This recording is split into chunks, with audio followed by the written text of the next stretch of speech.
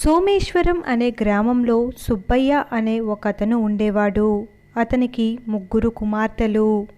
పెద్ద కుమార్తె రోజా, రెండవ కుమార్తె వింధ్య, మూడో కుమార్తె నయని.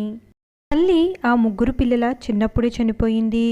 అందువలన ఆ ముగ్గురు పిల్లల యొక్క ఆలనా పాలన అంతా కూడా తండ్రే చూస్తూ వచ్చాడు. వారు ఎంత పేదవారు అయినప్పటికీ కూడా సుబ్బయ్య వారికి ఏ లోటు లేకుండా అన్నీ సమకూర్చి పెట్టేవాడు. సుబ్బయ్యకు అతని తల్లిదండ్రుల నుంచి వచ్చిన కొంత పొలం ఉంది. ఆ పొలంలోనే వ్యవసాయం చేస్తూ వచ్చిన డబ్బుతో కుటుంబాన్ని పోషిస్తూ ఉండేవాడు. అతని సంపాదన అంతంత మాత్రంగానే ఉండేది. ఆ పొలంలో వచ్చిన కొంచెం డబ్బుతోనే ముగ్గురు పిల్లల్ని చదివించాడు సుబ్బయ్య. ఇప్పుడు ఆ ముగ్గురు పిల్లలు పెళ్లి వయసుకు వచ్చారు. సుబ్బయ్య ఒకరోజు పొలం పనులు చేస్తూ ఉండగా అతడి స్నేహితుడైన రంగయ్య అతని దగ్గరికి వచ్చి ఇలా అంటాడు. ఏరా సుబ్బయ్య, ఇప్పుడు నీ ముగ్గురు పిల్లలు పెళ్ళిళ్ళ వయసుకు వచ్చారు. ఇప్పటి వరకు వచ్చిన ప్రతి రూపాయి కూడా వాళ్ళ చదువులకని అవసరాలకని ఖర్చు పెట్టావు. ఇప్పుడు ఏం పెట్టి వాళ్ళు పెళ్లి చేస్తావు? ఇంకా నీ దగ్గర ఏం మిగిలిందని? ఈ పొలం తప్ప ఈ పొలంలో పండే పంట కూడా అంతంత మాత్రమే. ఇక నీ కష్టాలకు ఆ దేవుడే ఒక మార్గం చూపించాలి అని అంటాడు రంగయ్య.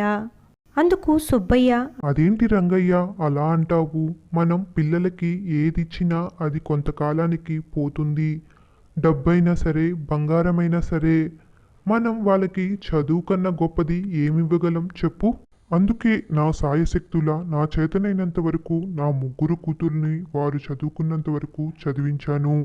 ఇక పెళ్ళి అంటావా? వారి తెలివి గుణగణాలు మెచ్చి ఎవరో ఒకరు రాకపోతారంటావా?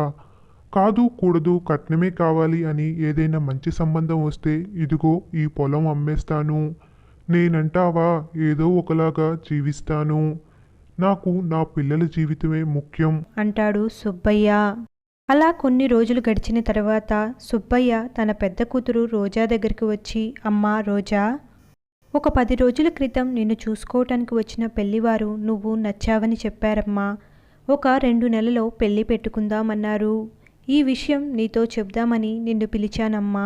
అందుకు రోజా, నాన్న, ఇప్పుడికిప్పుడు పెళ్లి చేసే అంత డబ్బు నీ దగ్గర లేదు కదా నాన్న. అంత అర్జెంటుగా పెళ్ళి ఎందుకు నాన్న? ఇప్పుడు ఏమి వద్దు నాన్న అని అంటుంది. దానిదేముందమ్మా, మన దగ్గర పొలం ఉంది కదా, ఆ పొలాన్ని అమ్మేస్తానులే. నాన్న, ఆ పొలం అంటే నీకు ఎంత ఇష్టమో నాకు తెలుసు. నువ్వు ఆ భూమిని కన్న తల్లిలా చూసుకుంటున్నావు. మరి అంత ఇష్టమైన ఆ పొలాన్ని నా కోసం అమ్మటం ఏంటి నాన్న? నువ్వు ఇంత కష్టపడుతున్నావని తెలిసి నేను ఎలా పెళ్లి చేసుకోగలను నాన్న? పెళ్ళి వద్దు, ఏమీ వద్దు నాన్న నాకు. నేను నీతో కష్టపడతాను నాన్న. వచ్చిన డబ్బులతో 2 చెల్లెళ్ళ పెళ్ళిళ్ళు చేద్దాము అని చెప్తుంది రోజా. ఇక చేసేది ఏమీ లేక సుబ్బయ్య తనకి ఇష్టం లేకపోయినా కూడా రోజాని పొలం పనులకు తీసుకెళ్తూ ఉండేవాడు. అలా పొలంలో ఇద్దరు కష్టపడి పనిచేసేవారు. పొలంలో వచ్చిన డబ్బులలో చెల్లెళ్ళ పెళ్లి కోసమని కొంచెం డబ్బు తీసి ఆదా చేసేది రోజా. అలా రోజులు గడుస్తూ ఉండగా ఒకరోజు విష్ణు అనే ఒక అతను సుబ్బయ్య దగ్గరకు వచ్చి, హలో అంకుల్, నమస్తే. నా పేరు విష్ణు. నేను మీ చిన్నమ్మాయి క్లాస్మేట్స్. ఒకే కాలేజీలో చదువుకుంటున్నాం. కాలేజీ రోజుల్లో మేమిద్దరం ప్రేమించుకున్నాము. ఇదే మాట మీ అమ్మాయికి చెబితే మీతో వచ్చి అడగమని చెప్పింది. మరి మీకు కూడా నేను నచ్చితే మీ ప్రమేయంతో మేము పెళ్లి చేసుకోవాలనుకుంటున్నాం. మరి మీరేమంటారు అంకుల్ అని అంటాడు విష్ణు. అప్పుడే సుబ్బయ్యకు ఒక మెరుపులాంటి ఆలోచన వస్తుంది. ఆలోచన వచ్చిన వెంటనే అమలులో పెట్టాలి అనుకుంటాడు. వెంటనే విష్ణుని పక్కకు పిలిచి ఇలా అంటాడు. చూడయ్యా విష్ణు, నువ్వు బాగా చదువుకున్న కుర్రవాడిలా ఉన్నావు. నువ్వు మా 3వ అమ్మాయిని ప్రేమించానని చెప్తున్నావు. మరి నీ ప్రేమ నిజమైందో కాదో నాకు తెలియాలంటే నేను నీకు ఒక చిన్న పరీక్ష పెట్టాలి అనుకుంటున్నాను. చెప్పండి అంకుల్. నైని కోసం నేను ఎలాంటి పరీక్షనైనా ఎదుర్కోగలను. చెప్పండి అంకుల్. చూడు బాబు, మాది చాలా పేద కుటుంబం.